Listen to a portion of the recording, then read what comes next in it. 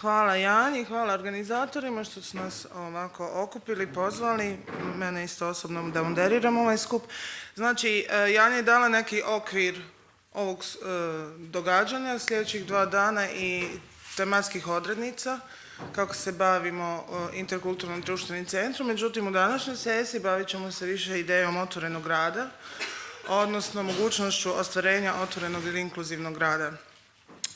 Kao polazište gledamo gradove kao komandne centre, odnosno komandna mjesta suvremenog svijeta koji u svjetlu olabavljenih nacionalnih država zapravo preuzimaju vrlo kompleksnu međunarodnu ulogu i na sebe privlače pritisak globalizacijskih procesa. U kontekstu kulture i odnosa gradova u zadnjih 3 desetljeća smo svjedočili proliferaciji, znači jednoj snažnoj ekspanziji tipologije kreativnog rada kao paradigme urbanog razvoja koja je pokrila čitav spektar od inicijalno nekakvih aspiracijskih tipova do uniformiranog načina komodifikacije grada.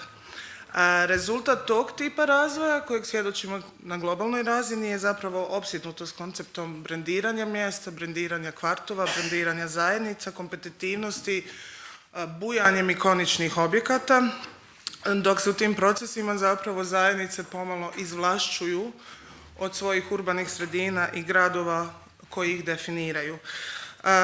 Gradovi na taj način zapravo putem instrumentalizacije kulturnih i kreativnih djelatnosti, aktivnosti i radova postaju više kao nekakva tržišna dobra koja su dostupna financijskim mogućnostima. Mi u Hrvatskoj nemamo očite primjere kreativnih gradova, nemamo uopće takav način još razvoja, na sreću ili na žalost, ne znam sad, to ovisno mišljenjima nije prihvaćen, ali te neadekvatne pristupe u urbanom planiranju i odnosu javnih sadržaja smo svjedočili na mnogim primjerima od Srđa preko Varšavske do Muzila, trenutno aktualnog Splita 3 i tako dalje. Znači, gradove promatramo kao neka centre koje nose glavninu dinamike društvenih globalnih procesa, kako se nose s tim društvenim promjenama i kako se zapravo transformiraju po pitanju sudioništva, stvaranja nekih novih slojeva i oblika javnih politika, kako upravljati gradom, kako upravljati urbanim razvojem, kako upravljati kulturom u urbanom kontekstu. Danas ćemo upravo o tome govoriti, znači kako stvarati neke nove oblike i slojeve lokalnog kulturnog razvoja na temelju sudioničkog upravljanja i na koji način možemo putem uspostavljanja, znači što je kolega Mirko Petrić rekao, novih mjesta društvenosti u gradovima, znači društveno-kulturnih centara, obnoviti ili stvoriti neku novu javnu kulturu u gradovima Hrvatske. Kao što je rekla Janja, s nama su danas Deja, Emina i Tomislav. Ova sesija je zamišljena u formatu razgovora, znači nećemo imati klasična predavanja, intervencije naših govornika, nego će oni u svojim, kako da to sad rečem, uvodnim predstavljanjima sebe pozicionirati u kontekstu ove teme, koju prvo Janja u širem obliku, ja u užem obliku najavila, nakon čega odmah možemo ući u pitanja sa publikom, ili ukoliko publika se odmah ne snazi sa pitanjima, ja ću postavljati pitanja što mislim da je možda loši scenarij od toga da se vi odmah njima obratite. Da budemo dosljedni u hrvatskoj paradigmi rodnih jednakosti i jednakosti, počet ćemo sa Tomislavom Tomaševićem, kojeg ćemo zamoliti da predstavi svoju poziciju, bilo kao istraživača ili praktičara kulture, promišljanja urbanog kulturnog razvoja, s time da ću zamoliti odmah Tomislava da nam pojasni tu vrlo važnu distinkciju između javnih dobara i zajedničkih dobara. Distinkcija koja je nekako i prirodna i kako se uglavnom koristi to u svakodnevnom govoru jest da su javna dobra ona dobra koja su pružena od strane javnog sektora. I kad kažemo na javni sektor, mislimo tu na opću državu, znači na bilo kojoj razini vlasti, u smislu centralne razine ili neke regionalne, to je županijske u Hrvatskoj ili lokalne samouprave. ili s druge strane od strane javnih poduzeća koja isto tako su uključena u javni sektor, bilo da su riječ o nekim monetarnim, financijskim ili onim javnim poduzećima na koje će se najčešće misliti, a to su upravo javna poduzeća koja pružaju nekakve javne usluge. Kad govorimo o gradovima, onda su to uglavnom komunalna poduzeća koje pružaju neke komunalne usluge poput vodoopskrbe, odvodnje, uređenja zelenih površina, gospodarenja otpadom, javnog transporta itd. Tako da mislim da je u tom smislu, kad se govori o javnim dobrima, da se onda može govoriti o nekakvom zdravstvu kao javnom dobru koji pruža javni sektor, da se može govoriti o vodi kao dobru koji pruža opet javna poduzeća, u tom smislu javni sektor, da se može govoriti o obrazovanju, da se može govoriti o javnim prostorima, da se može govoriti o nekakvim opet drugim vrstama javnih usluga ako govorimo o gradovima. A kad govorimo o zajedničkim dobrima, tu bi onda više se bavio i koristio teoriju zajedničkih dobara koja kreće negdje polovicom 20. stoljeća i zapravo se na prostoru teorijske i aktivističke ljevice govori o dobrima kojima upravljaju zajednice korisnika. Znači, gdje zapravo nemamo logiku tržišnu, da se neki resurs ili neko dobro privatizira, da se raspodijeli resurs na način da se podijeli vlasništvo nad tim dobrom ili resursom, pa onda svaki kao privatni vlasnik ili vlasnica koristi to dobro i razmjenjuje ga na tržištu. Već imamo dobro koje ostane nepodijeljeno, gdje se čak uspostavljaju neki režimi društvenog ili zajedničkog vlasništva ili režima upravljanja i zajednica korisnika mimo centralne regulacije, to jest mimo države i mimo tržišta upravlja tim dobrima. Evo, možda bi tu stalo za početak. Emina, koja je predstavljena kao ravnateljica pogona, znači neke paradigmatske institucije u smislu javno-civilnog partnerstva i sudioničkog upravljanja u Hrvatskoj, je vrlo zanimljiv govornik iz te pozicije, međutim njena zanimljivo se utoliko povećava što je Emina nedavno imenovana voditeljicom projekta Rijeka 2020, što je projekt koji u europskom kontekstu razvoja gradova ultimativni alat dugoročnog planiranja grada i kao takav je u hrvatskim prilikama iznimno izazovan, pa će biti zanimljivo da vidimo iz tvoje perspektive na koji način se pozicionira ideja sudioničkog upravljanja u instituciji nekoj grada, kako uopće stvoriti institucije koje uvode to sudioničko upravljanje i kako sudioničko upravljanje uvesti na razini kulturnog planiranja jednog grada kroz velike projekte kao što je Europska prijestolnica kulture. Bilo kroz program, bilo kroz upravljačku strukturu. Dobar dan. Da, ja ću zapravo malo više biti u ovoj ulozi tu zagrebačkoj nego ovoj riječkoj, jer ta riječka tek slijedi, a zagrebačka već postoji neko vrijeme. I pokušat ću ne govoriti o općim pitanjima, nego nekako više iz perspektive prakse. Vrlo kratko za uvod, pa onda možemo poslije dalje. Znači, pitanje sudioništva, odnosno participacije, koje je ovako pitanje koje uvijek dobro zvuči i, kako bi rekla, ispravna je politička pozicija. Međutim, mislim da imamo previše iskustva gdje se taj način uključivanja, da se njime manipulira. Pa najpoznatiji primjeri su urbanističko planiranje gdje sve postoji neka participacija pa ljudi dođu pa kažu. Međutim, to je participacija bez posljedice, odnosno bez obaveze posljedice i to je problem čiste participacije. Ako ona ne uključuje suodlučivanje, ona je zapravo lažna. Znači, ako onaj koji participira, odnosno oni koji participiraju u formalnom smislu ili bilo kakvom, zapravo u formalno pravnom smislu, njihov stav nema posljedicu na konačni rezultat, tu glumatamo. Ko što glumatamo sa, ne znam, javnim savjetovanjima oko zakona i tako dalje, i tako dalje. Sad, ovaj model civilno-javnog partnerstva je onaj koji omogućuje upravo suprotno, ne samo participaciju u smislu mi ćemo organizirati sastanak, pitati, konzultirati, pa će onda neki drugi tamo eksperti i koji su na pozicijama zapravo donositi odluke, nego postoji struktura, organizacijska struktura, odnosno struktura ustanove, gdje zapravo dolaze dva aktera u ravnopravne pozicije partnerstva u smislu donošenja ključnih odluka.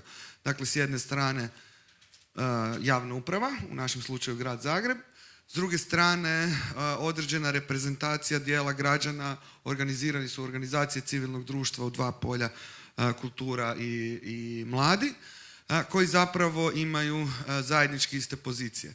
Naravno da u smislu, recimo ekonomskom smislu, odnosno u financijskom smislu te pozicije nisu iste, jer resurse prostorne, financijske i tako dalje, dakle njima, jer je takav sustav, upravlja javna uprava. Međutim, ajmo reći simboličke resurse, uvjetno rečeno, programe, znanje, ljude i tako dalje ima ova druga strana.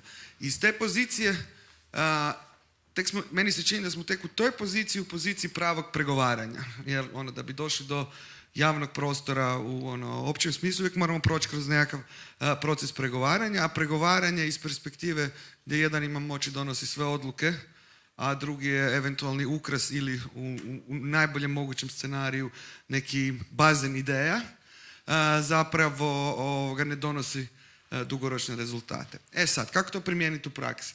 Za pogon, rekao sam kako je to na razini organizacije, ono što je stvar da nije dovoljno da ti principi budu primjenjivi samo u upravljanju, nego oni moraju biti provučeni kroz druge segmente da bi cijelina funkcionirala. Oni moraju biti provedeni kroz način korištenja, odnosno programiranja, što u kulturnom polju potpuno mijenja onu ideju gdje postoji, kako bi rekla, nekakva centralna ekspertiza koja odlučuje šta je dobro, šta je loše i zapravo je na engleskom gatekeeper, na hrvatskom čuvar vrata, ne znam, zaštitar. Nego se program stvara nekakvom drugom dinamikom. To mijenja naravno i odnos prema publici, načine, kako bi rekla, dnevnog vođenja institucije, komunikacije i tako dalje. Naravno, to onda možemo ići u dalje distinkcije kakvi su to programi, koliko oni omogućuju sudjelovanje drugih, da li su nekako ispadne da nisu baš ti oni reprezentativni veliki spektakli, nego da jako puno programa želi involvirati zajednicu i tako dalje. Nekako to je više, kako bi rekli, izlazi iz nekakve kulture rada i razmišljanja u nekakvom polju. I treći segment koji je iznimno važan, o kojem ćemo govoriti više u petak kad imamo predstavljenog projekta, to radimo sa Bijenala, a to je pitanje prostora i arhitekture. Kako je prostor organiziran i na koji način se ta arhitektura gradi. Dakle, hoće li opet onaj drugi ekspert, ovaj put ne umjetnički direktor, kurator i tako dalje, nego arhitekt, dopustiti onom koji nije ekspert u njegovom polju da bitno utječe na njegov projekt. Mi smo to prošli s pogonom radeći na tom projektu i to je jedan vrlo zanimljiv proces, neće puno o tome, bit će i Miranda tu u petak i tako dalje. Tu će se govoriti, se također izokreću, kako bi rekla, ove pozicije moći se malo uzdrmavaju. Ne mislim da se potpuno mijenjaju i da sad time smo promijenili cijeli svijet, ali su uzdrmane nekakve uobičajene pozicije. I sad još da na kraju dođem do Rijeke, odnosno prijestolnice kulture. To je tamo na početku i to stvarno predstavlja veliki izazov. I ako čitate izvještaje evaluacijske i tako dalje, koje su prijestolnice bile uspješne, koje nisu, najmanje su bile uspješne one koje su potpuno zanemarile lokalno stanovništvo. Recimo za Marseille će se reći kao to je nešto jako veliko, jer su tamo utukli jako puno novca, čini mi se tipa 300 milijuna eura u infrastrukturu. Međutim, kad sad pitate ljude lokalno u Marseju šta je s tom infrastrukturom, dosta te infrastrukture je prazno jer naravno nema novca iz javnog proračuna da se ona puni, a cijela ova priča sad će to na tržište, naravno znamo to iz raznih primjera, ne funkcionira. I drugo, taj projekt bio rađen za turiste, a nije uključivao lokalno stanovništvo. I potpuno je zanemario ono što bi se reklo problematične dijelove Marseja koji je, znamo, dosta getoiziran, podijeljen, nema miješanja siromašnog, bogatijeg stanovništva, imigrantski kvartovi i tako dalje. Opet imate možda, recimo, dobar pozitivan primjer bi bio Turku iz Finske, koji je jako radio na tome da uključuje redom sve, dakle od svojih institucija, organizacija civilnog društva u kulturi, u drugim poljima, pojedinih građana, pojedinih kvartova, kroz teme, radeći na onom što ljude zanima. I sad, tu se zapravo samo, sad ću završiti s ovim, otvara se pitanje, koje mislim da je zanimljivo za raspravu, na koji način mi zaista dobijemo ljude u participaciju. Jer nekad volimo podrazumijevati, evo mi sad imamo ovdje nešto lijepo, veliko, krasno, jedan divan kolač i sigurno će svi htjeti sudjelovati u našoj predstavi, u našem programu, šta god već radimo, što zapravo nije točno. Dakle, pitanje je na koji način mi zapravo dajemo ljudima ono što ih zanima, a isto tako ih na onom najpozitivnijem smislu zavodimo u nešto drugo da bi mi voljeli da ih to zanima, dakle to je jedan prosvjetiteljska pozicija i mislim da toga mi u kulturnom sektoru i drugdje zapravo nismo svjesni da je taj problem. Mislimo da ako samo otvorimo prostor, da će ljudi sudjelovati. I mislim da će to biti najveći izazov Rijeci koja apsolutno je spremna otvoriti prostor politički na svim razinama, ali zapravo kako dobiti ljude? Naravno, dobit ćeš one koji su direktno zainteresirani u smislu organizacije u kulturi. Svi će htjeti sudjelovati jer su direktno zainteresirani. Iako i tu može doći do blokade, recimo iz ustanova. Jer šta ih briga, mogu oni i bez toga. A s druge strane, kako dobiti nekakvu, ajmo reći, širu scenu društva, ljudi, organizacije iz drugih područja da sudjeluju, to je zapravo jedno veliko pitanje na kojem mi sad moramo tamo jako puno raditi. Evo, toliko za početak. Hvala. I dolazimo do Deje Vidović, ravnateljice Zaklade Kultura Nova, koja je isto kao pogon zapravo nekakva paradigmatska institucija u kontekstu razvoja sustava kulture u Hrvatskoj. Što je zanimljivo sa Zakladom Kultura Nova je da ona zapravo pripada nacionalnoj razini stvaratelja politike i kao tako je jako zapravo malo uključena u pitanje lokalnog razvoja sa eksplicitne strane. Međutim, kroz sustav podrške koji Zaklada pruža organizacijama civilnog društva u suvremenoj umjetnosti i kulturi, Zaklada itekako ostvaruje zapravo implicitni utjecaj na tokove i dinamike lokalnog kulturnog razvoja putem naprosto omogućavanja organizacijama civilnog društva da ostvare nekakve drugačije pozicije unutar lokalnih zajednica. Osim programa podrške, Zaklada također razvija dosta ambicioznu platformu razvojnih projekata i programa gdje se zapravo izravno bavi upravo ovim pitanjima kojima se bavi ovaj skup. Pa da ja ćeš nam... Dobar dan svima, zahvaljujem se na pozivu i mogućnosti sudjelovanja u ovom uvodnom dijelu ovoga trodnevnog susreta. Ana, mislim da si sve rekla. U najkraćim crtama. Sad zapravo što stoji u pozadini svega toga i na koji način zapravo Zaklada doseže do te subnacionalne razine, odnosno lokalne razine i na koji način uspijeva podržati organizacije da utječu na lokalni kulturni razvoj i zapravo afirmaciju i razvoj same zajednice. Mislim da je važno istaknuti da Kultura Nova zapravo u svemu što radi i u svim svojim materijalima koje generira, dakle počev od svog strateškog plana preko svih dokumenata koji su vezani za javne pozive, za dodjelu bespovratnih sredstava, svojih razvojnih programa koje je Ana istaknula ili javnih istupanja, zapravo naglašava da su u vremenu kada se smanjuju javna sredstva za financiranje kulture i kada se sve više pažnja usmjerava prema ekonomskim pokazateljima, zapravo od presudne važnosti javna kultura i institucije kao što je Kultura Nova, a koje u principu shvaćaju intrinzičnu vrijednost same kulture s jedne strane i zapravo prepoznaju ulogu kulture u društvenim procesima i prepoznaju da je kultura jedan od važnih preduvjeta uopće za bilo kakav održivi razvoj, pa onda tako ne samo društva nego i gradova. Kultura Nova podržava različite programe i projekte koji zapravo otvaraju neke nove poglede, uspostavljaju nove formate, uspostavljaju različite veze između kulture i različitih geografija, afirmiraju uopće dakle i ulogu kulture u sudjelovanju u tim društvenim procesima i zapravo pružanjem podrške za sve takve programe i projekte Kultura Nova u principu jača snagu organizacije civilnog društva da sudjeluju u ostvarenju ciljeva konvencije o zaštiti i raznolikosti kulturnih izričaja, što mislim da je važno istaknuti u kontekstu same ove konferencije. Osim toga, Kultura Nova je svjesna svega ovoga što je Ana u uvodnom svom dijelu rekla, a to je, dakle, svjesna je da se u posljednjih nekoliko godina na ovoj široj dakle, razini mimo granica Hrvatske sve više upućuje kritika kreativnome gradu i zapravo da se istražuju novi pristupi koji će zapravo kulturu razmatrati u kontekstu održivog razvoja. Naime, pokazalo se na brojnim primjerima da kreativne gradske politike i strateška planiranja zapravo nisu održiva zbog toga što su na neki način zanemarili pitanje pitanje lokalne kulture, lokalne zajednice, zanemarili su pitanje socijalne pravednosti, uključivosti, multikulturalne stvarnosti itd. I zapravo su se u potpunosti okrenuli proizvodnji projekata, proizvoda koji čisto turiraju na nekoj globalnoj razini.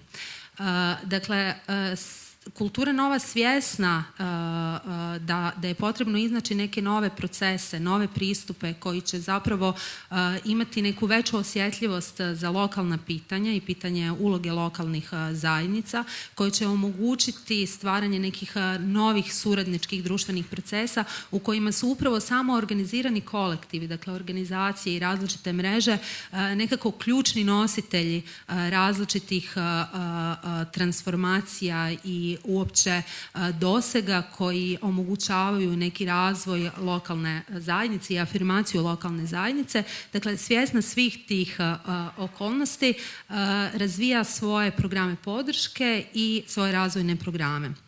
Jedan konkretan program podrške koji je, rekla bih, najdirektniji odgovor na ovu svjesnost okolnosti i okruženja u kojem i je Hrvatska, bez obzira što u Hrvatskoj, kako je Ana istaknula, ne možemo baš tako olako govoriti da su se razvili kreativni gradovi, ja bih rekla srećom, ali uz naznake svih ovih nekih itekako loših primjera koji govore itekako o nedostatku osjećaja za socijalnu pravdu, uključenosti itd. Dakle, je razvila jedan program podrške za zagovaračke platforme na subnacionalnim razinama, putem koji se zapravo pokušava potaknuti, osigurati neki tip podrške, ali i kvalitetnijih uvjeta za utjecaj na razvoj lokalne kulture, lokalne zajednice i zapravo potaknuti procese koji će omogućiti ili doprinijeti izgradnji inkluzivne, participativne, demokratske kulturne politike. Osim toga, Kultura Nova stalno osluškuje što se zapravo događa na terenu, bilo da prati zapravo programe i projekte koje podržava ili kroz različite druge formate, pa je između ostalog prepoznala i ove nastajuće inicijative oko takozvanih društveno-kulturnih centara, rekla bih zapravo inicijative oko nove generacije kulturnih centara, koji jesu u Hrvatskoj nastajuće prakse u brojnim hrvatskim gradovima, bilo da već prakticiraju korištenje prostora ili zapravo zagovaraju takvo jedno korištenje prostora koje je zapravo temeljeno na sudioničkom upravljanju, ovdje već spomenutom, koje također zagovara ideju civilno-javnog partnerstva. Tu je pogon u principu paradigmatski slučaj i zapravo primjer koji brojni drugi gradovi i društveno-kulturni centri ili, kako sam rekla, nova generacija kulturnih centara nastoje slijediti, ali zapravo govorimo o različitim i možemo govoriti, što će se, vjerujem, i pokazati kroz sve diskusije, bilo danas u ovom uvodnom dijelu ili kroz ova 2 ili 3 dana. Zapravo svaki kontekst, svaka situacija lokalna ima svoje specifičnosti i svoje karakteristike. I sad samo jednu završnu rečenicu, pa kasnije možemo dalje ulaziti u neke specifičnosti. Dakle, prepoznajući upravo ove inicijative kao ključne inicijative koje mogu doprinijeti razvoju lokalne zajednice, zbog toga što društveno-kulturne centre mi vidimo kao neke poligone koji omogućavaju iskazivanje različitih društvenih potreba i koji mogu afirmirati dakle, lokalnu zajednicu, je Kultura Nova razvila jedan projekt o sudioničkom upravljanju za koji je dobila podršku UNESCO-ovog Međunarodnog fonda za kulturnu raznolikost i mi smo trenutno u procesu razvijanja toga projekta i kroz njega se bavimo ovim različitim pitanjima koje su otvorili i Tomislav i Emina, dakle razmatramo i pitanja općenito sudjelovanja, jel, kako je Emina rekla, sudjelovanje ima različite svoje varijacije od informiranja, savjetovanja, manipulacije pa do nekog, ajmo reći, stvarnog sudjelovanja građana gdje mi vidimo upravo sudioničko upravljanje, dakle sudjelovanje građana u procesima donošenja odluka kao ono što bismo shvatili i podržali kao stvarno sudjelovanje građana u nekim procesima. Sad bi bilo zanimljivo od svo troje da vidimo koja bi bila vaša ideja što je uloga suvremene javne kulture i novih oblika institucija ususret, to jest u kontekstu široke relativizacije javnih usluga, pada povjerenja u institucije, olabavljivanja, već smo rekli, nacionalnih država, deregulacije, privatizacije javnog sektora, da li još uvijek se može zapravo razmišljati o javnim institucijama koji potiče ljudskoj sposobnosti da idu do razine mogućeg i da nadilaze podjele bilo socioekonomske, političke, mikrodruštvene i tako dalje. Jer mislim da je institucija to mjesto, da je institucija kao nekakav reprezentativni oblik javnih interesa koji je bio inherentno vezan za državu ili u nekim slučajevima za javne uprave ili bile lokalne uprave koje su naravno politički uvjetovane u načinu upravljanja. Da li mislite da je institucija taj sretni oblik? Da li je kroz ovaj projekt se zapravo ide u jednu rekonstrukciju institucije, ideje što institucija suvremena jest? I da li se kroz te oblike zaista može stvarati nekakav novi sloj ideja javne kulture? Ok, mislim da za početak treba da se može razlikovati dva značenja pojma institucije. Jedno su institucije kao subjekti ili kao entiteti, a drugo su institucije kao pravila, to jest neki obrasci opetovani ponašanja i upravljanja na neki način. Tako da, ako govorimo o zajedničkim dobrima, da se nadoveže na ono što je Emina rekla, ako govorimo o zajedničkim dobrima s jedne strane, javnim dobrima s druge strane, i primjere recimo da ne bude toliko apstraktno nekih zajedničkih dobara, samo možda da recimo u kontekstu grada Zagreba, postoje u Donjem gradu ti donjogradski blokovi i znamo već kakva je bila borba oko jednog od tih donjogradskih blokova u slučaju Cvjetnog trga i Varšavske ulice.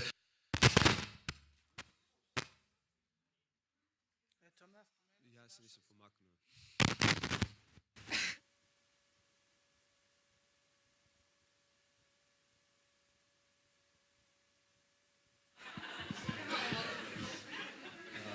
Znači, neću spomenuti ime i trga na C. Znači, znamo već kako u tom donjogradskom bloku kakva je bila sudbina koja je bila namijenjena.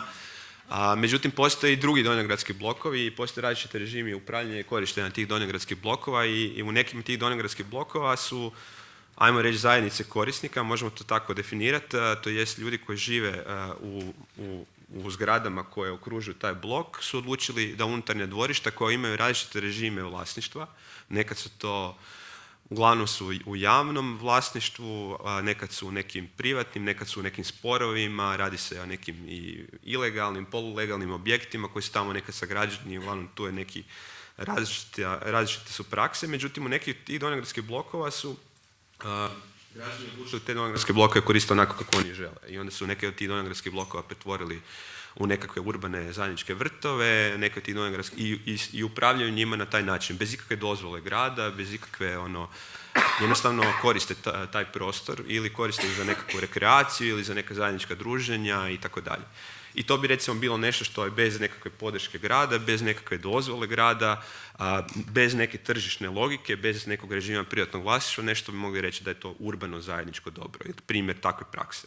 S druge strane, od ovih javnih dobara već smo naveli da ih ima jako puno primjera, mislim da to ne treba puno objašnjavati. I sad ono što je zanimljivo, po meni, posebice su te hibridne forme između javnih dobara i zajedničkih dobara, to jest između zajednica korisnika s jedne strane i s druge strane javnog sektora u vidu ili javnog poduzeća ili u vidu nekakve javne institucije, ajmo reći taj termin. Pa u tom smislu je recimo primjer Rojca kao zanimljiv, jer se s jedne strane nalazi zajednica korisnika, to jest savez udruga koji koristi Rojc na različite načine i suupravlja s druge strane sa gradom. Sad, kao što je rekla Emina, uvijek je bitno ne samo šta je formalno u situaciji, nego šta je zapravo u praksi. Šta je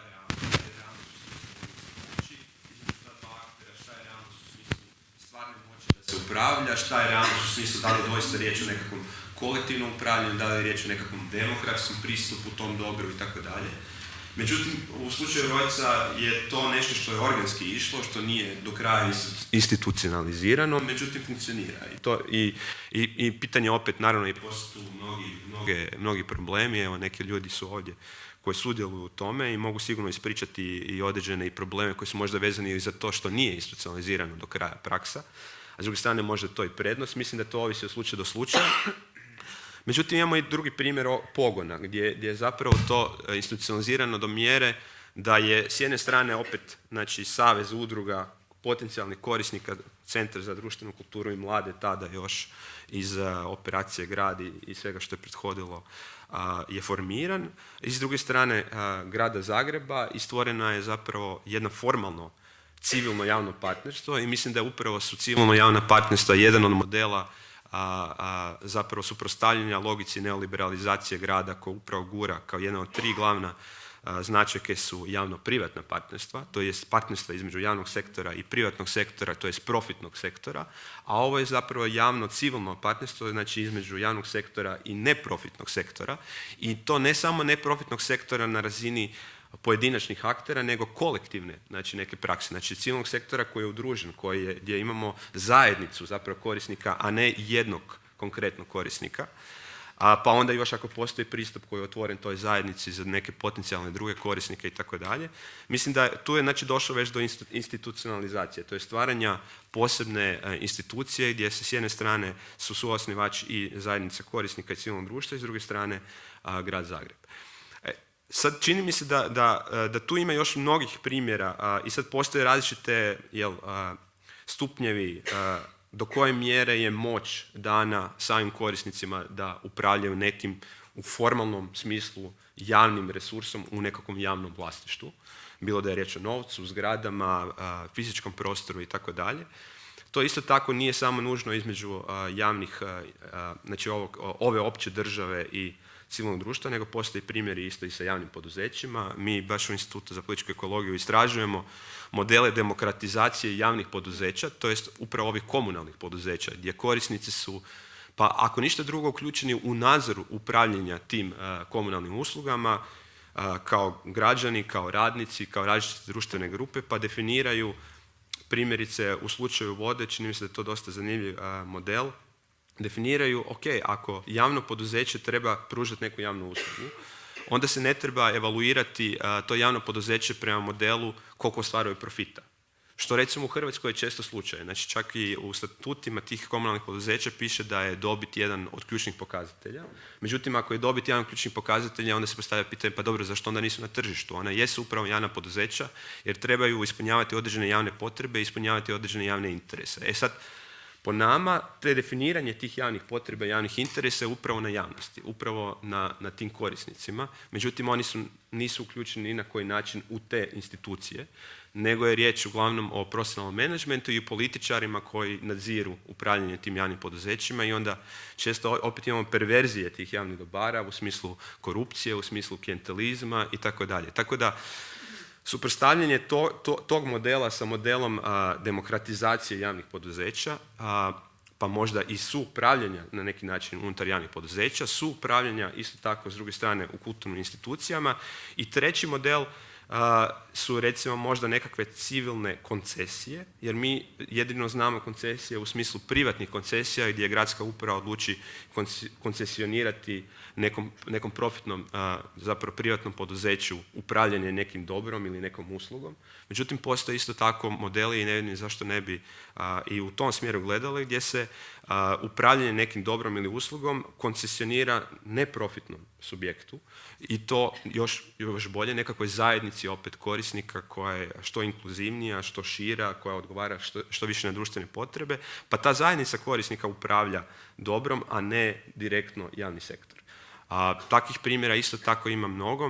Mi smo pokušavali nešto tako slično, postoji inicijativa upravo da se Muzil, znamo tamo koji je model privatne koncesije na 99 godina, za jednu monokulturu, vezano za turizam, u smislu korištenja, vezano za jednog vlasnika, jednog koncesionara koji će imati taj ogroman prostor, petine površine grada će ga dobiti na upravljanje na 99 godina. Međutim, tako nešto kontrastirati modelom da se da koncesija nekakvoj neprofitnom subjektu ili nekakvoj zajednici korisnika koja bi mogla što optimalnije koristiti taj prostor za različite društvene grupe, za različite korisnike i upravljati njime možda bolje nego da se za to formi nekakvo gradsko poduzeće koje će upravljati tim prostorom. Znači, mnogi to ne znaju, ali primjerice čak i u, ajmo reći, srcu kapitalizma, u gradovima poput New Yorka, koji su upravo možda i brendirani kao ti branding places, to jest kreativni gradovi, brendirani gradovi i tako dalje.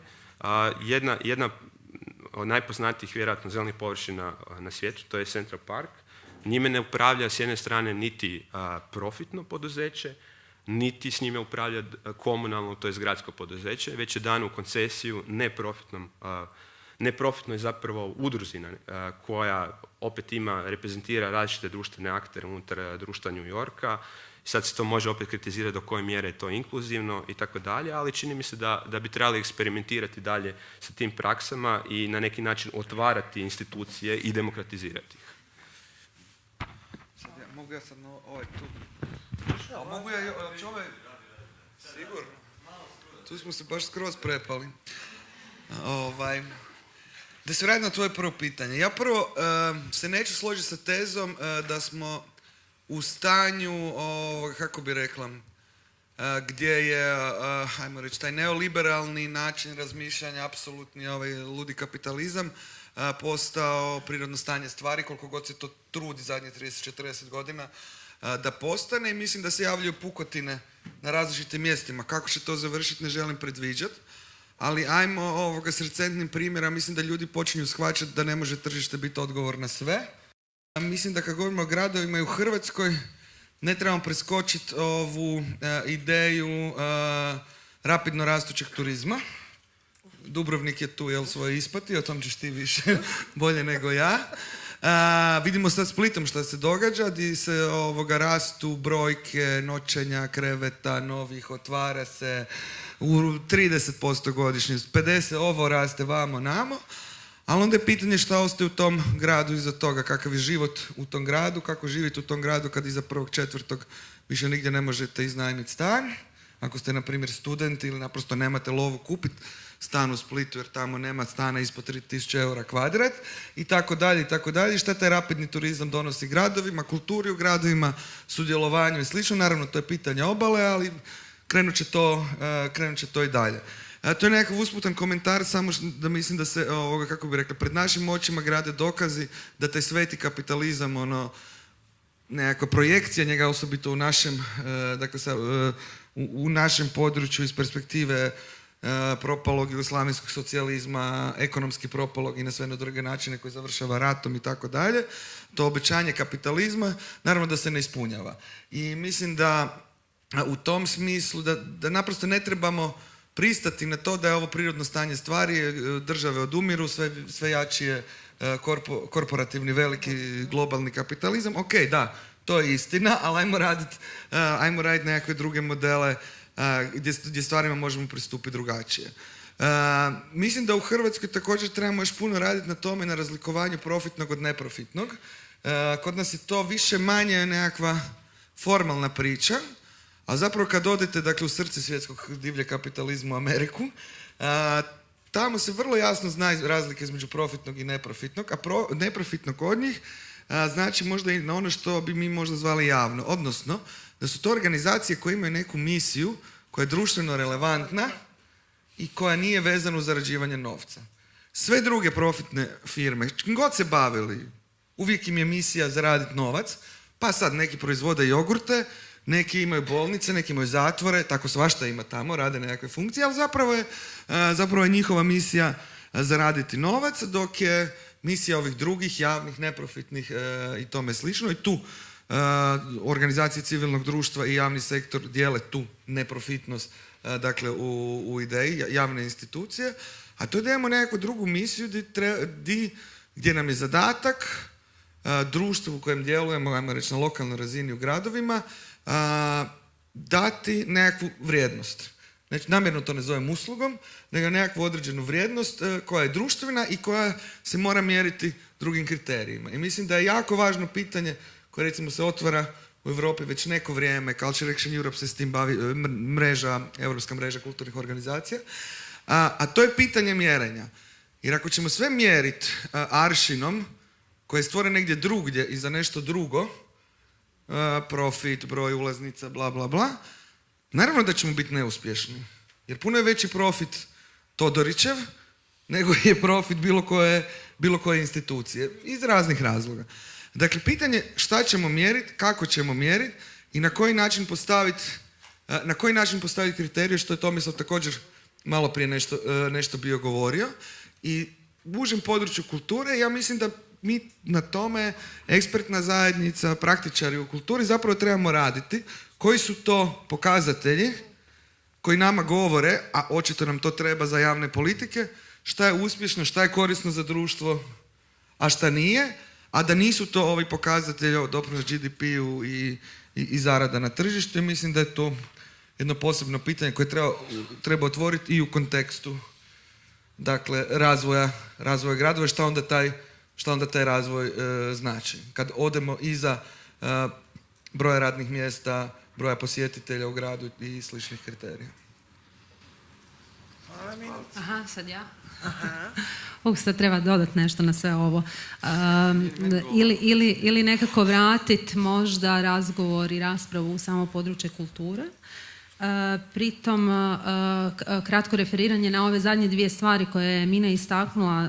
Jedno je pitanje, dakle, tog da ne pristajemo na neoliberalizam kao zadano stanje stvari i mislim da to zapravo sve ove prakse koje su nas okupile, sve ove inicijative koje su nas okupile ovdje na ovom trodnevnom događanju upravo to i pokazuju.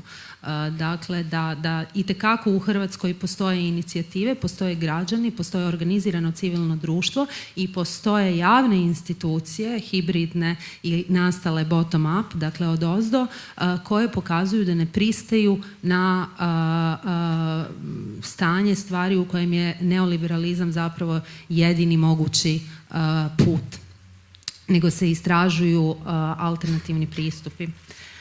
Druga stvar vezana za mjerenje koje je Mina spomenula, mislim da će u kontekstu EPK Rijeka biti to posebno zanimljivo pitanje, s obzirom da je EPK Rijeka zapravo ključni naglasak stavila upravo na društvenoj koheziji koju želi postići sa cjelokupnim projektom i da će tu biti doista veliki zadatak osmisliti metodologiju i iznaći načine kako uopće mjeriti društvenu koheziju. Zašto? Zato što najčešće mjerenja dolaze iz nekih drugih područja koja nisu iz ovog našeg polja kulture i umjetnosti. A kao što je Mina rekla, već unatrag nekoliko godina se na europskoj razini itekako prepoznalo da više ne možemo samo govoriti o uspjehu kulture na razini zakona i logike brojeva, dakle mjereći broj prodanih ulaznica, broj posjetitelja i tako dalje, nego da zapravo treba otići negdje on kraj te zakonitosti brojeva i zapravo sagledati na koji način mjeriti utjecaj kulture i njenu ulogu na upravo ove društvene procese i društveni razvoj same lokalne zajednice. Sada da se vratim nekako na područje kulture iz one perspektive Aninog pitanja, ako nam još zvoni u glavi, a to je zapravo na koji način uopće tretirati ove prakse i ove inicijative društveno-kulturnih centara ili nove generacije kulturnih centara utemeljenih na različitim varijacijama sudioničkog upravljanja i civilno-javnog partnerstva.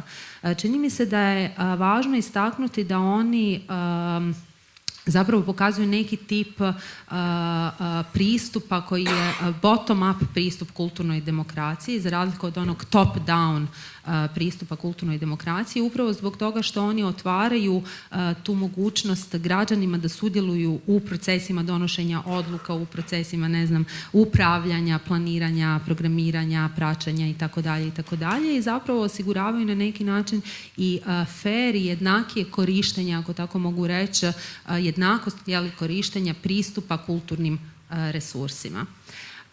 Dakako da ove prakse ne trebamo gledati kao isključivo jedini put koji treba zagovarati unutar područja kulturnog sustava, nego kao jedan od mogućih modela koji zapravo može egzistirati u našem kulturnom sustavu, koji daje na neki način nove odgovore za ono što jesu potrebe same zajednice.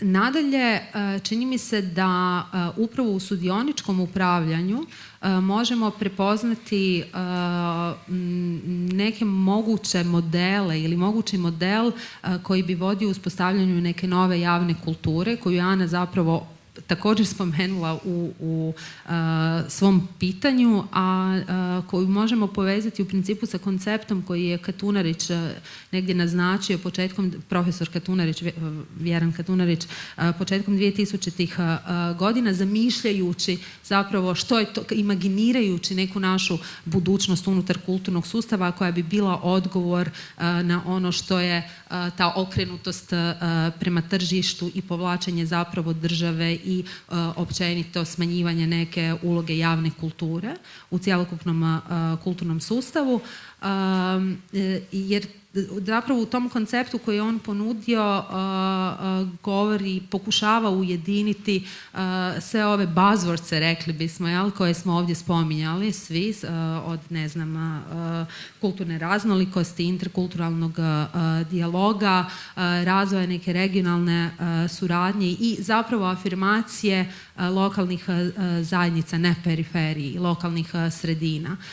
Vrijednosti takve nove javne kulture su jednakost, solidarnost, horizontalnost, umreženost itd. I zapravo bih rekla da ovaj model društveno-kulturnih centara možemo doista vidjeti kao jedan od doprinosa institucionalnom pluralizmu i kulturnoj raznolikosti takve nove javne kulture, ako ćemo je dalje zamišljati. I možda za kraj, što mi se čini važnim podcrtati, a što je opet netko od ranijih govornika, čini mi se Tomislav spominjao, a to je pitanje zapravo moći, pozicije moći koja je centralna točka u raspravi i u konceptu i u praksi sudioničkog upravljanja.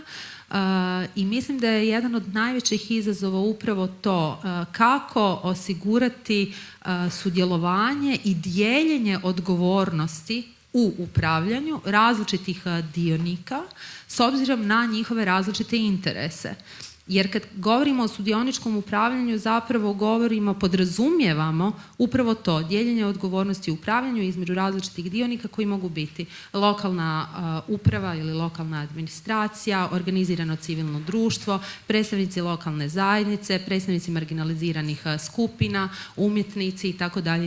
Dakle, na koji način uopće posložiti cjelokupni proces i procedure i uspostaviti mehanizme koji će omogućiti kvalitetnu kvalitetno sudioničko upravljanje određenim kulturnim resursima. I čini mi se da je to, barem se do sada pokazuje, kroz projekt koji Kultura Nova provodi o sudioničkom upravljanju u Hrvatskoj, koja je uzela nekih 7 lokacija u Hrvatskoj, tih nastajućih društveno-kulturnih centara u Čakovcu, Zagrebu, Puli, Rijeci, Karlovcu, Dubrovniku i Splitu, gdje se to zapravo pokazuje kao jedan od ključnih izazova.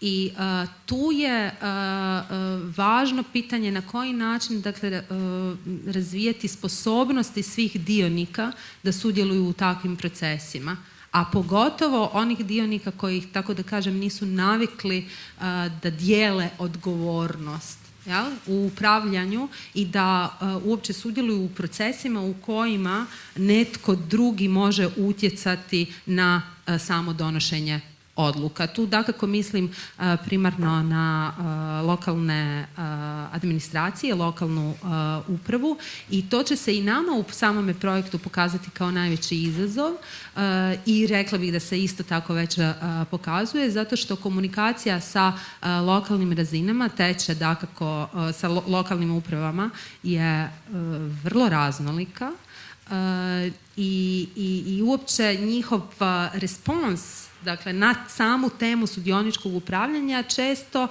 je takav kao da vas nisu čuli. Dakle, kao da se nešto odbija, kao da su stavili neke zidove ispred sebe i vi pričate o sudioničkom upravljanju, u tim praksama. Imate evidentne primjere u njihovim sredinama, pri čemu postoje i već neka određena, tako da kažem, partnerstva ili barem komunikacija između lokalne uprave i organiziranog civilnog društva, ali zapravo oni, kako je to jedna kolegica koja sjedi ovdje u publici me podsjetila na jednu staru narodnu baba šumom, deda drumom. Jel? Dakle, vi jedno, oni drugo. Tako da vidim to kao jedan ozbiljan izazov za sve one koji sudjeluju u ovim inicijativama na različitim, dakle u različitim hrvatskim gradovima. Evo. Ako mogu samo... Vratila bi skroz sad u područje kulture i kulturnih institucija, što si bila pitala na... Evo, ima pitanje. Dobro, mogu ja samo ovo na tvoje pitanje, što ja odgovorim dve rečenice. Evo, postavit ću ga više kao pitanje. Znači, pitala si za kulturne institucije i klasične institucije u današnjem vremenu, više iz ekonomskog aspekta, a mi zato trebamo gledati sociopolitičkog aspekta, gdje mi smo u cijeloj Europi suočeni sa kulturnim institucijama koje su izgrađene na davnašnjim modelima i više manje ih perpetuiraju i u programskom i upravljačkom smislu, i gdje one zapravo uopće više ne reprezentiraju društvo kakvo je, pa uzmimo samo jedan segment, dakle možemo i ekonomski, elite, siromašni i tako dalje, ali mi se čini da je ključni segment društvene raznolikosti, odnosno ljudi koji su naprosto došli, koji nisu domicilna evropska kultura, nego su došli iz drugih kultura, imaju druge vjere i tako dalje, njih europske kulturne institucije ne uključuju.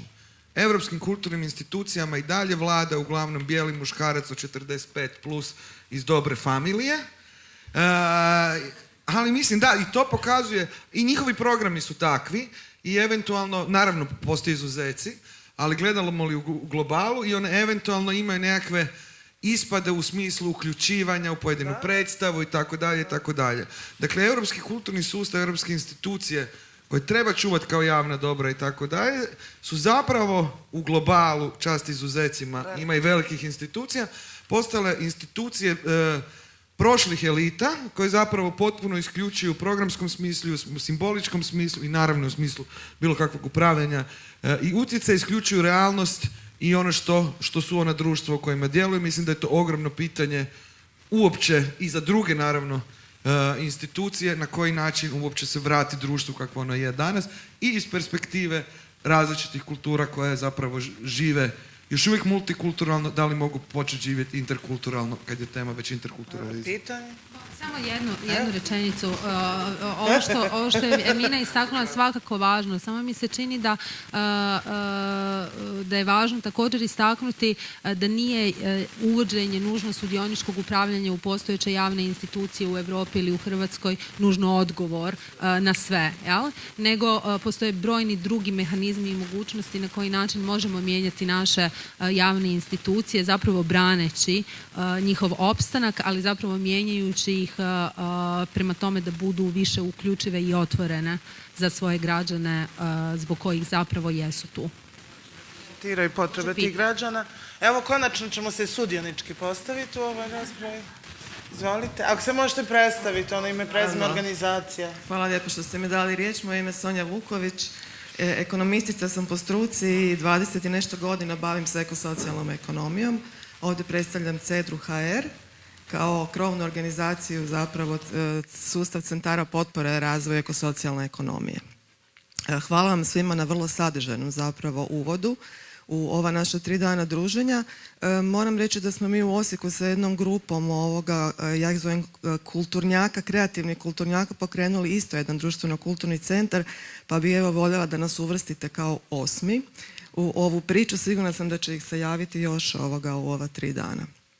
Ono što sam zapravo htjela reći je na neki način odgovor na priču neoliberalnog kapitalizma. Evo, ja čvrsto živim u uvjerenju da je on negdje pri kraju, ne znam da li ću doživjeti taj kraj, ali nekako radimo na stvaranju alternativnih modela, a u području kulture je zapravo jedno jako kreativno područje u kojem se ti modeli evo mogu uvoditi. Znači, kad pričamo o modelima upravljanja, suvlasništva i svega ostaloga. Moje pitanje vama, htjela bi zapravo čuti vaše komentare na modele društvenog poduzetništva, zato što smatramo i ovaj osječki model smo nekako ugradili društveno poduzetništvo jer mislimo da je jako važno da se i kulturna industrija i kreativna industrija počinje doživljavati ne kao potrošač, nego da se počne doživljavati netko tko upravo preuzima odgovornosti. Sami ste govorili o društvenoj odgovornosti. I zapravo mislimo da je strašno važno da jedan dio aktivnosti, ne sve, i mislim da je jako bitna ova raznolikost, različiti modeli, da jedan dio zapravo se počne raditi na stvaranju društvenih poduzeća u području kreativnih industrija, a onda time se zapravo i ojačava ta kulturna scena jer može ravnopravno razgovarati sa gradom kada je u pitanju stvaranje isto tako nove vrijednosti u ekonomskom smislu. Pa evo, htjela bih samo čuti i vaše komentare na tu temu. Hvala. Kratko. Ja mislim da je društveno poduzetništvo, nismo spomenuli do sad, još jedan od tih novih dobrih hibrida. Prehlada. I da u tom smjeru treba gledati, ali ću samo reći da mislim da ravnopravnu poziciju da biste sudjelovali u pregovorima s gradom ili s bilo kojim drugim akterom ne treba nužno graditi samo na ekonomskim elementima. Hvala.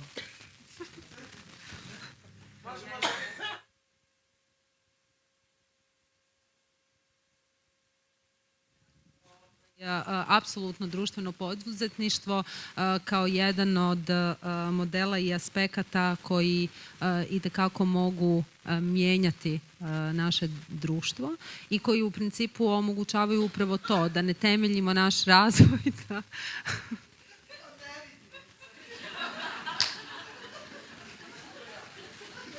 Nije Emina. Dakle, da ne temeljimo samo na logici profita, nego upravo na tom preuzimanju odgovornosti za daljnji društveni razvoj. Evo, Tomislave, jesi li raspoložen nešto dodati?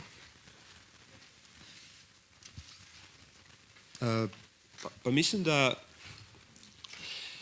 tu postoje sad različite forme gdje postoji recimo sad je dosta društveno poduzetništvo, čini mi se inicijativa i pokret u Hrvatskoj i drugdje jača kao jedan od tih alternativnih modela u najmanju, barem neoliberalizmu, ako ne i kapitalizmu.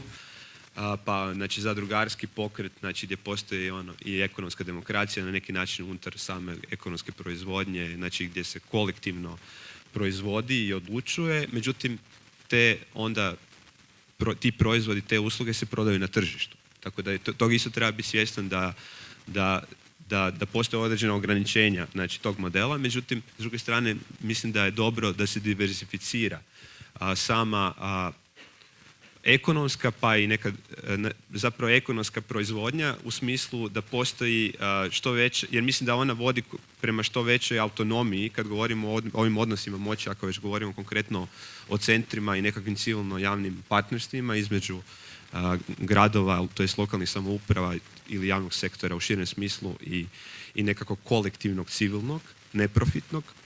Mislim da je dobro diversificirati stvari na način da se jedan dio takve inicijative financira iz javnog novca, što opet ima svoje mane, jel tako, u smislu promjene političke volje, struje i tako dalje, pa eventualnog rezanja tog javnog novca i onda dovođenja cijelog modela u pitanje.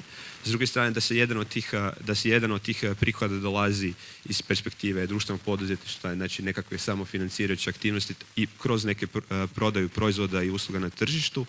A ja bi se ipak isto tako i zagovarao bi i ovaj treći model, da se neki od tih, kako god rekli, vrijednosti ili dobara pruža na ne samo neprofitnoj, nego na besplatnoj osnovi. Znači da postoje sva ta tri modela na neki način u ekonomskom smislu zastupljena unutar društvenog kulturnog centra, što ipak radi neki balans između neovisnosti, financijske, pa onda time i vjerojatno političke autonomije, a s druge strane ipak i socijalne pravednosti u smislu pristupa dobrima i uslugama, jer kad je taj pristup, kada postoji medijacija kroz tržište, onda uvijek imamo samo krnju zapravo pravednost pristupa. Karmen Krasić-Kožul, tvrtka Lab 852 je inače profitna organizacija, međutim u aktualnoj definiciji mi bi zapravo bili taj nekakav društveni poduzetnik koji dio profita ostvaruje na tržištu, a dio kroz neprofitne projekte.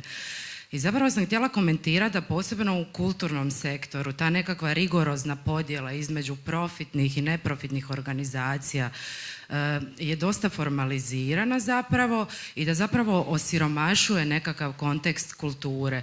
Posebno ako pričamo o ovim hibridnim modelima, recimo, jer hibridni modeli nisu alternativni modeli.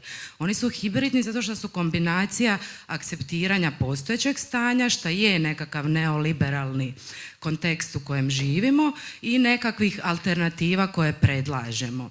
Dakle, oni ne egzistiraju potpuno izvan nekakvog ekonomskog i društvenog konteksta, nego baš svjesni njega, njegovih nedostataka, zapravo žele ih pretvoriti u nekakve prednosti. Konkretno, ja sam jutros recimo pokušala na platformi Upgrade učlanice, međutim tamo nisu navedene također trgovačka društva kao nekakav oblik ili recimo, ajmo reći, društveni poduzetnici koji se može učlaniti u platformu. I sad me zanima, obzirom da stvarno vjerujem da zapravo moramo zajedno graditi tu nekakvu priču, i profitni i neprofitni kulturni sektor, jer mi smo na kraju dana svi kulturni sektor.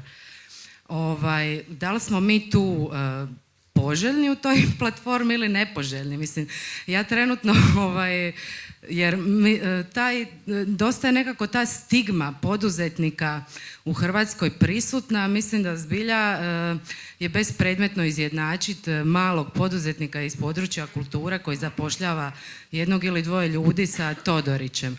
Pa nas recimo baciti u sektor poduzetnika nekakvih, a zapravo nas iz tog sektora kulture isključiti, ajmo to tako reći.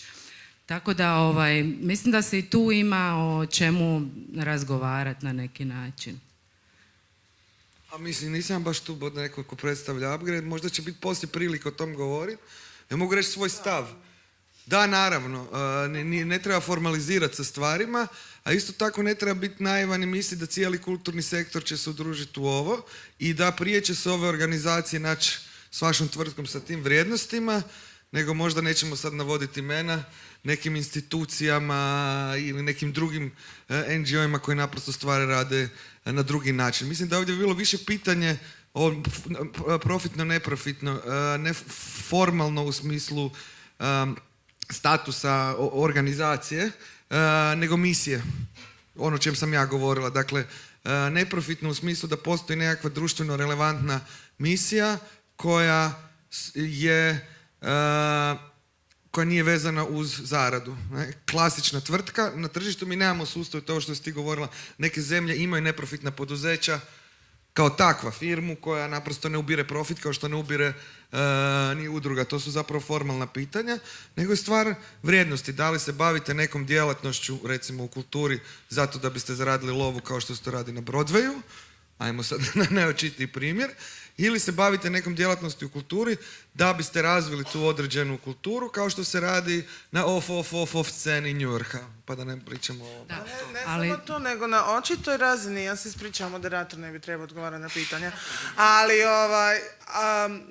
u kontekstu društveno-kulturnih centara, uopće totala kulturnog sektora, kulturnog polja u Hrvatskoj, naravno da su privatni subjekti uključeni. Mislim, ovaj netko dizajnirao i sigurno nije iz javnog sektora ni neprofitnog sektora. Neko će projektirati taj društveni centar, sigurno nije iz neprofitnog sektora. Razumijete, znači oni su naprosto inherentno se događa prožimanje svih različitih aktera koji postoje i suegzistiraju u kulturnom polju. Ono gdje se podiže diskurs na razinu javnog u smislu neprofitnog su promišljanja novih slojeva kako se ta kulturna politika može oblikovati. Ne vjerujem uopće da taj diskurs je isključiv, to je sigurna sam, iz nekakve i osobne istraživačke pozicije, iz pregleda, recimo kulturno-političkih istraživanja i nastojanja u Hrvatskoj, da se ikad zapravo došlo na tu crtu isključivosti profitnog sektora zato što je profitan. Pa dobro, tako da recimo- to zaista već implicitno jest tu. To se događa, kako da vam rečem. konkretno za kulturu novu, recimo, organizacije iz profitnog sektora nisu, kako se kaže, eligible da bi se prijavili. Ali to je... Kultura nova ja- po zakonu ustanovljena za razvoj civilnog društva. Društva. To je isto kao što na Ministarstvu gospodarstva organizacije civilnog društva Što se ne mogu prijaviti. za poduzetnike. I za razvoj kulture i nezavisne kulturne scene. Ne, Dobro, to je- čitajte zakon, piše točno u zakonu za šta je kultura nova, ali isto tako, što je isto Tako u je. redu, na Ministarstvu gospodarstva kad se daje za gospodarski razvoj ovih Tako i onih je. firmi ili negdje drugdje, ne mogu se javiti udruge. Tako je. To je u Je. redu. Samo ono što ja želim zapravo, pitanje, ajmo dalje. samo još jednu kratku stvar. Mislim da je važno isto razgovarati o tome kako ostvariti profit i na koji način ga ulagati u tim nekakvim društveno-poduzetničkim modelima, a ne kao praviti se da sad tog nema. Evo imamo još gospođu Naimu Balić i kolegicu Zelac i gospodina Teodora Celkovskog. Mislim da smo onda gotovo sa pitanjima. Znači, Naima Balić, Hrvatska glazbena mladež. Jedan primjer dobre, odnosno loše prakse. Znate svi za postojanje Međunarodnog kulturnog centra u Grožnjanu. I prije 3 godine je odlučeno zajedno sa talijanskom manjinom da se sagradi Međunarodni interkulturni centar koji bi dijelili zajedno i Hrvatska glazbena mladež i talijanska zajednica i zapravo cijeli dio, taj istarski dio, od Grožnjana, Momjena, Oprtalja, svih malih gradića. Ideja je govorila o poziciji moći. Upravo je to problem. Promjenom gradonačelnika apsolutno se sve promijenilo. Dobivena je lokacijska dozvola. Ekipa poznatih arhitekata Penezić, Rogić napravili su nacrt. Plaćena su vrlo velika sredstva, Ministarstvo kulture je pomoglo, općina je pomogla, pripremio se međunarodni projekt, međutim sve je stalo. Dolaskom novog gradonačelnika koji ima moć, ali nema odgovornost, a niti lokalna zajednica koja je promijenjena nema odgovornost. I moje pitanje na koji način, vi ste spomenuli 8 gradova, znači pretpostavka da će biti 8 interkulturnih društvenih centara, ako sam dobro shvatila? Ne. Dobro, možda za budućnost. Koja je odgovornost i koja je sigurnost kad krenete u neki projekt da će se promjenom političke situacije ili nekog lijevog čovjeka, krivog čovjeka, ne mislim ljevičara nego krivog čovjeka koji dođe na mjesto promijeniti apsolutno sve. Još samo nešto, vi ste spomenuli Rojc u Puli, grad Pula itekako pomaže Rojcu, oni plaćaju sve. Ja znam da postoje tamo ateljeji, plaća im se struja, grijanje i u Zagrebu postoji jedan takav škola jedna koja je promijenjena, imate 14 ateljeja na Kozari Boku, bila stara škola koja je promijenjena. U to vrijeme je naš tadašnji gradonačelnik završio u zatvoru i onda ga je zamijenila dogradonačelnica koja je otvorila taj prostor, 14 ateljeja, koji nije imao gotov betonski pod, koji nije imao dovršenu struju. Onda su umjetnici sve to sami napravili, da mi se kasnije svake godine produživao ugovor, a plaćaju apsolutno sve. Grijanje je ostalo do dana današnjega nerešeno. Ponovno pitanje odgovornosti i pozicije moći. Hvala. Aleksandra, imali su ovi skupi, vrijeme nas jede pomalo.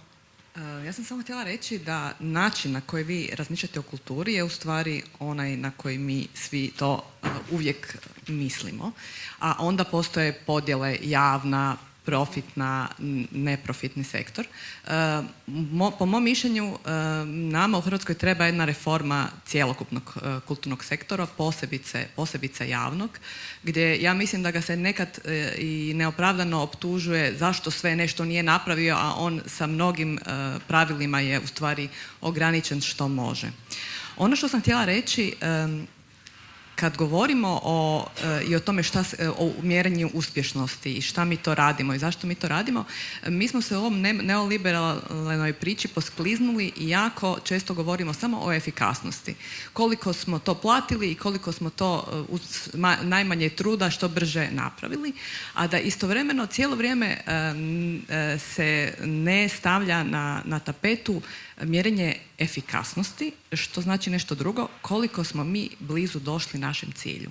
I tu mislim da je strašno važno upravo, ne mislim da profitni sektor nema misiju. Ja mislim da svugdje trebamo mjeriti tu misiju, jasno prepoznati i onda provjeriti stvarno što smo mi napravili i kako smo to napravili. A posebice tu mislim i zahvaljujem se Tomislavu na ovom jako dobrom prijevodu, jer uvijek ovaj non-rival good nisam nikad znala kako prevesti na hrvatski, tako da ovdje, da tu cijeli koncept kulture gdje moramo jako konceptualno postavljati na one temelje zašto mi govorimo da je to javna priča i zašto mi mislimo da tu mi imamo pravo upravljati. I mislim da je ova diskusija se u stvari treba probati plasirati što više u centralnu diskusiju kulturne politike u Hrvatskoj i potrebne reforme. Evo, hvala lijepo. Teo? Nećeš? Gotovo?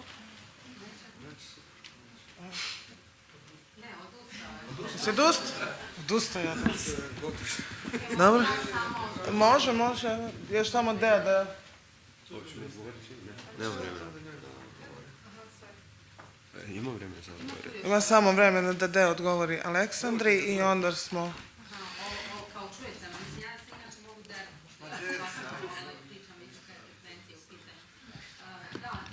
vrlo važno pitanje koje ste postavili, pitanje zapravo kontinuiteta, odnosno diskontinuiteta. Čak imamo i primjere recimo u Labinu da je, ako me sjećanje ne vara, sa istim gradonačelnikom promijenjena projektna ideja. Tako da zapravo nema garanta, nažalost, u hrvatskom kontekstu za sam kontinuitet. I sam Tomislav je spominjao u jednom od svojih odgovora pitanje zapravo financiranja i koliko se oslanjati uopće na financiranje iz javnih sredstava, jer nema garanta da ćete vi imati određeni kontinuitet, da netko novi neće doći i odlučiti u potpunosti provoditi neku novu politiku koja će zapravo dokinuti taj postojeći izvor ili će promijeniti kriterije, promijeniti prioritete, financiranje i tako dalje. Nemam naravno odgovor jasan i konkretan na vaše pitanje u smislu toga da bilo kultura nova ili bilo tko od nas pojedinačno može nešto napraviti, ali mislim da svi zajednički, a povezujući opet i sa ovim što je Sandra otvorila, a to je dakle da zajednički radimo i na promjeni cjelokupnog sustava kulture, dakle da iznađemo odgovore za reformu tog kulturnog sustava koji će zapravo respektirati različite interese i različite aktere iz svih sektora koji danas postoje unutar kulture. i da u principu jedan zajednički rad na tome može možda pomaknuti određene stvari, da i u Hrvatskoj možemo govoriti onda o 40 recimo godina neke jasne kontinuirane politike bez obzira na političke smjene sa lijeve, desne, centralne pozicije ili tako dalje. A što se tiče vašeg pitanja o 8., 9., 10. društveno-kulturnom centru, ovaj projekt koji sam ja zapravo samo ovlaš spomenula, koji Kultura Nova provodi kroz UNESCO-vu podršku njihovog fonda za kulturnu raznolikost, je odabrao 7 inicijativa nastajućih društveno-kulturnih centara koje smo mi prepoznali u tom trenutku kada smo, kako se kaže lijepo, se molili aplikacijskim bogovima i slali našu aplikaciju. Ali zapravo tih 7 lokacija kojima se bavimo se na razini istraživanja. Dakle, pokušavamo kroz projekt, kroz različite istraživačke metode sagledati u kojim su sve varijacijama te inicijative i prakse i iz njih zapravo pokušati iznaći odgovore za neke preporuke za taj kulturni sustav i tu transformaciju koju smo spominjali. Projekt će uključiti jednu veliku konferenciju sljedeće godine od 16. do 18. studenog i bit će vrlo brzo zapravo objavljeni datumi i pozivi i tu očekujemo zapravo sudjelovanje svih onih koji u svojim sredinama od sjevera, istoka, zapada, juga prakticiraju priču oko sudioničkog upravljanja u kulturi, da nam se pridruže i da zapravo tamo na toj konferenciji opet zajednički kao nastavak na sve što će se u međuvremenu dogoditi vidimo i imaginiramo neke zajedničke sljedeće korake. A Kultura Nova u principu je prepoznala, dakle, u ovoj temi jedan potencijal i zapravo će nastaviti razvijati dalje mimo ovog spomenutog projekta koji je, znate kako projekti imaju svoj vijek trajanja. Ne znam da li kolege, govornici, drugi... Evo sad ću vam... Evo, hvala vam na pažnji. Evo, još će Mina, ako uspije 2 riječi za kraj. Hvala za sepitoletu, spasilo me. Ovako, probat ću najkraće moguće. Da, apsolutno, hrvatskom, odnosno kulturnim institucijama, kulturnim sektoru u Hrvatskoj definitivno je nužna promjena, reforma. Ok, u kom smjeru i tako dalje treba razmišljati. Ali meni se čini da mimo ovog što smo mi tu prenormirani što se tiče javnih institucija, što imamo problem s političkom korupcijom na lokalnoj razini s obzirom na način imenovanja ravnatelja i tako dalje, o tome smo svemu puno govorili. Ja mislim da mi generalno u Europi imamo problem da imamo zastarjele ideje što te institucije rade, zato što imamo zastarjele ideje šta je njihova svrha, a to je svrha reprezentacije nacionalnog identiteta, više ili manje. Dok se od tog ne odmaknemo, mi nećemo moći promijeniti naše institucije, pa onda ni imati nekakve dugoročne utjecaje koje imaju veze, jasne veze sa zajednicom. Uzmimo primjer Hrvatske i HNK-ove naše. Ja mislim da nijedan nema manjinsku dramu osim riječkog, je tako? Pula. I Pula. Ali Pula nema status nacionalnog. Znači, samo riječki ima. Kad ćemo mi doživjeti u Hrvatskoj da je normalno da recimo u Slavoniji, u Osijeku postoji srpska manjinska drama? Evo, samo ću to pitanje ostaviti da visi u zraku. Prvo ću kratko na sva 3 pitanja. Znači, što se tiče moje definicije društvenog poduzetništva, ja ga ne gledam kao hibridnu formu između toga da taj entitet radi neprofitne i profitne projekte, nego ga gledam kroz situaciju da na kraju, nakon prodaje na tržištu usluga i proizvoda, koji postotak dobiti se na neki način vraća zajednici kroz oblik donacije, a koji postotak dobiti vlasnik ili vlasnica ili vlasnici tog poduzeća individualiziraju i privatiziraju. Znači, to je za mene, kako ja gledam društveno poduzetništvo. Znači, morao bi većina te dobiti na kraju, kad se plate troškovi, kad se prati i plaće zaposlenih i rad i sirovine i sve, koji postotak te dobiti zapravo se donira zajednici i vraća zajednici. Pa u tom smislu vjerujem da neki od tih, ne znam, ako ćemo reći kulturno dobro, vrijedno, sadržaj, kako već, trebaju biti besplatni i dalje. Neki od njih možda treba funkcionirati na razini doniranja, da svakog od, ne znam, korisnika ili ne znam, publike, ajmo to tako reći, donira, pa na nekom dobrovoljnom principu se to sufinancira, da neki od tih isto tako treba biti javno financirani u sve ove limite toga, a da neki od tih mogu biti financirani kroz oblik nekakvog prodaje na tržištu roba i usluga, pa koji onda sufinancira. Bilo da je riječ o nekom hostelu unutar društvenog kulturnog centra ili nekoj drugoj vrsti proizvoda ili usluge. Što se tiče ove efikasnosti i efektivnosti, slažem se s time i mislim da nešto što puno bolje poznam od kulturnog polja, recimo ako uzem primjer vode, i možda je to opet primjer za ovo besplatno ili ne. Znači u slučaju vode, kad komunalno poduzeće pruža vodu, vi kao što znate, to je javno poduzeće, ali svejedno se voda plaća. Sad, neko bi mogao reći, a onda to nije javno zajedničko dobro, zato što nije otvoreni pristup u smislu da nema nikakve prepreke tom vodi, pa ni te financijske prepreke. Međutim, naravno da se postavlja pitanje održivog korištenja vode, ukoliko je potpuno otvoreni pristup, svako može konzumirati koliko vode želi ili ne. Tako da možda su modeli poput recimo da postoji određeni broj litara dnevno po korisniku besplatan, a onda da se progresivno oporezuje, pa makar, progresivno plaća, voda, pa makar i unutar javnog neprofitnog poduzeća bi bio model koji bi odgovorio na to. Tako da postoje modeli i ovise o svakom vrsti dobra kako ćemo se model zapravo odlučiti u smislu šta je to najpravedniji pristup iz perspektive socijalne, ekološke pravde i tako dalje. S treće strane, isto efektivnost i efikasnost. Ja se slažem da efikasnost je nešto što je boljka novog javnog menadžmenta i da je ona ušla isto i u kulturno polje koje je u mnoga druge sektore društva. Međutim, isto tako bih htio reći da čini mi se da efikasnost treba isto i oduzeti malo novom javnom menadžmentu i mislim da i nama treba opet jedan od tih indikatora uz, ne znam, radnička prava, nekakvu, ne znam, rodnu ravnopravnost, uz ekološku održivost i različite kriterije koje ćemo uspostaviti kao ocjenjivanje uspješnosti nečega.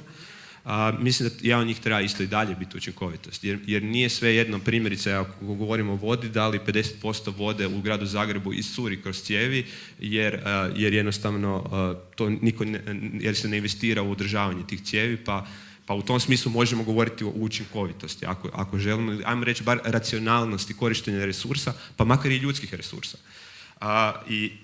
Za kraj ono što mi se čini najbitnije, a to je pitanje moći. Znači, ništa od ovih modela i primjera koje u Hrvatskoj imamo nije došlo samo od sebe, nego ne treba zaboraviti da je to rezultat političke borbe. Nije pogon došao tako da se Bandić sjetio ajmo napraviti pogon, nego je prije tome prethodila, kao što dobro znate, cijela borba udruga nezavisne kulture i mladih i višegodišnja borba i plakati i križanje Bandića itd. Tako da je to bio stvar političke borbe. Isto stvar je u Rojcu. Nije Rojc došao samo od sebe zato što je dobra vlast. Nije dobra vlast, nego postoji pritisak na vlast. Tako da ne treba, naravno da postoje bolje i lošije vlasti, ali ne treba gledati na vlast u smislu da smo mi sad ranjivi i ovisimo o nekoj vanjskoj logici kako nam se karte poslože, što se može vidjeti isto i u otporu koji je bio prema zadnjem ministru kulture, da mu ne spominjemo ime, kroz kulturnjake i tako dalje. Znači treba uvijek postojati, ako želimo političku moć izmaknuti iz strane političara i birokracije, treba uvijek postojati nekakav otpor izvana koji vrši pritisak i koji pokušava da se ta moć ravnomjernije distribuira unutar društva i različitih društvenih skupina. Hvala svima. Mislim da je bilo dosta intenzivnih ovih sat i po vremena i mogla bi se ova rasprava trajati da bi obrnuli moći i kulturne politike, ali mislim da je za kraj zapravo impresivno da vrlo partikularna situacija poput stvaranja interkulturnih društvenih centara zapravo ima potencijal da otvori toliko šire društvena pitanja i zapravo izazove nadogradnju kulturnih politika. Kao što je rekla kolegica, hvala svima, vidimo se u sljedeća 2 dana. Hvala publici, došlo vas je puno, svaka čast, bili rano i vidimo se sljedeća 2 dana.